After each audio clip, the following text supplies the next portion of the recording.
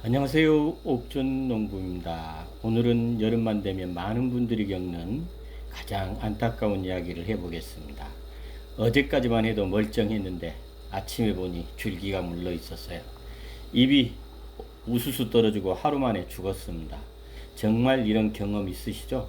제라늄은 겨울보다 여름이 훨씬 어렵습니다. 특히 베란다에서 키우시는 분들이 가장 많이 실패하는 계절이 바로 여름입니다. 오늘은 제가 실제로 수많은 제라늄을 키우며 경험한 여름에 순식간에 죽는 이유 10가지를 알려드리겠습니다. 영상 끝까지 보시면 올여름에는 건강하게 제라늄을 키우실 수 있습니다. 첫 번째, 과습입니다. 여름 사망 원인 위리입니다. 기온은 높은데 흙은 계속 젖어 있습니다. 뿌리는 산소를 공급받지 못하고 썩기 시작합니다. 겉만 보고 물을 주면 이미 뿌리는 질식하고 있을 수도 있습니다.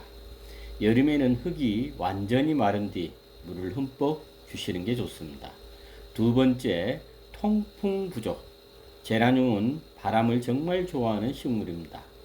베란다 창문을 닫아두면 온도는 올라가고 습도도 높아집니다. 곰팡이와 무름병이 가장 좋아하는 환경이 만들어집니다. 가능하면 하루 종일 자연풍이 흐르도록 해주세요. 선풍기를 약하게 틀어주는 것도 좋은 방법입니다. 세 번째, 장마철, 빗물, 비를 오래 맞으면 흙은 계속 젖어 있습니다. 장마철에는 며칠 동안 마르지 않습니다. 결국 뿌리가 썩기 시작합니다. 장마가 시작되면 반드시 비를 피할 수 있는 곳으로 옮겨주세요. 네 번째, 꽃을 계속 피우는 것. 여름에도 꽃이 예쁘다고 그냥 두는 경우가 많습니다. 하지만 꽃을 피우는 데는 엄청난 에너지가 필요합니다. 더위까지 겹치면 식물은 쉽게 지칩니다. 여름에는 꽃대를 가감하게 제거하는 것이 오히려 건강을 지키는 방법입니다. 다섯 번째, 한낮 직사광선 제라늄은 햇빛을 좋아하지만 여름 한낮은 다릅니다. 베란다 유리를 통과한 햇빛은 온도가 훨씬 높아집니다.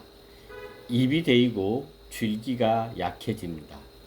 오전 햇빛만 받고 오후에 좋습니다.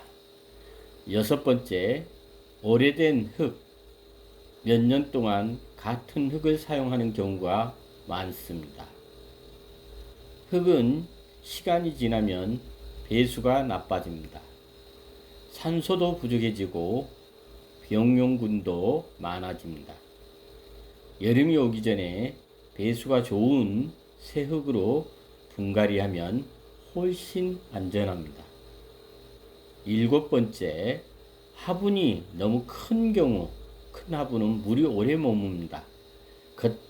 겉은 말라도 속은 축축한 경우가 많습니다. 결국 뿌리가 썩습니다.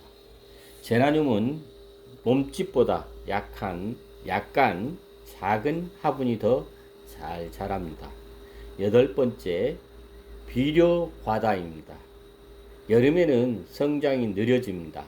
그런데 평소처럼 비료를 계속 주면 뿌리에 부담이 갑니다. 심하면 비료 피해로 식물이 급격히 약해집니다. 폭염에는 비료를 줄이거나 잠시 쉬는 것이 좋습니다. 아홉 번째, 병든 잎 방치입니다. 노란 잎과 우른 잎을 그대로 두면 곰팡이가 번집니다. 병은 생각보다 매우 빠르게 퍼집니다. 병든 잎은 바로 제거하고 주변도 깨끗하게 관리해야 합니다. 열 번째, 초기에 이상 신호를 놓치는 것. 제라늄은 죽기 전에 신호를 보냅니다. 잎색이 변합니다. 줄기가 말랑해집니다. 잎이 힘없이 처집니다. 성장이 멈춥니다.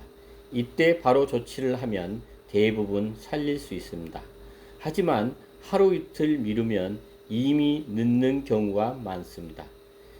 매일 1분만 관찰하는 습관이 가장 좋은 예방입니다. 여름관리 핵심 정리해 드리겠습니다. 여름에는 5가지만 기억하세요. 물은 흙이 충분히 말랐을 때 주기. 통풍은 최대한 확보해 주세요. 장마철에는 비를 피하기. 꽃대는 가감하게 제거하기. 이상 증상은 바로 조치하기. 이 5가지만 실천해도 여름 생존율은 크게 올라갑니다. 오늘은 베란다 제라늄이 여름에 순식간에 사망하는 이유 10가지를 알아봤습니다. 제라늄은 약한 식물이 아닙니다. 다만 여름 관리법만 조금 달라질 뿐입니다. 올바른 관리만 해주면 내년에도 풍성한 꽃을 볼 수 있습니다. 오늘 영상이 도움이 되셨다면 좋아요와 구독, 알림 설정 부탁드립니다. 댓글로 여러분의 여름 제라늄 관리 경험이나 궁금한 점도 남겨주세요. 다음 영상에서는 여름철 제라늄 무름병 초기에 살리는 응급처치 방법도 자세히 알려드리겠습니다. 시청해 주셔서 감사합니다. 옥전농부였습니다.